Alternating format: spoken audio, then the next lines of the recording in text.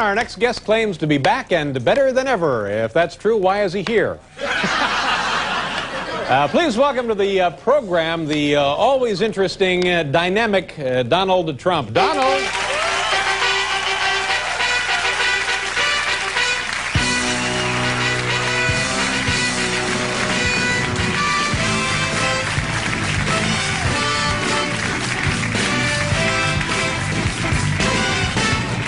Welcome to the program. Good nice to see you. Be with you, David. You know, people have interest in you for a couple of reasons. I can't imagine what that would be. Let's just get right to the stuff that people want to know about.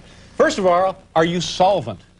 Well, I've had a hell of a year. I've had a good year. I had a miserable year last year along with everybody else in the real estate industry. But this year has been, as you know, sort of from reading the New York press, a good year for me. And the politicians killed the real estate industry, and we've done great. Now, see, I don't know what that means when you say the politicians killed the real estate industry. What does that mean? 1986, they passed a tax change, the 1986 law, which really, you look at what happened with Olympia, New York, and Reichman and everybody else, and it's big trouble. They lost incentives. Real estate no longer became a good place to put your dough. Exactly, and it's coming back strong now. And we've worked hard over the last 6 months, and I think we have really done a job. Of course, now here in New York City, people may get a warped perception of how things actually are because the New York Daily News and the New York Post, every day, day in, day out, they take stories like you and other popular kind of stories like that, and they just sort of jam it down everyone's throat. Well, now, were you ever near broke?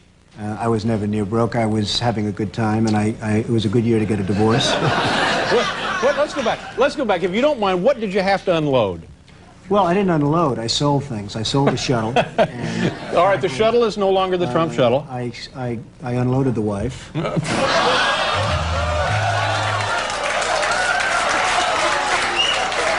I will say. Why did I say that? Tell me, why did I say that? Yeah. Although it was a good year to get a divorce. That ought to cost you a couple extra million right there.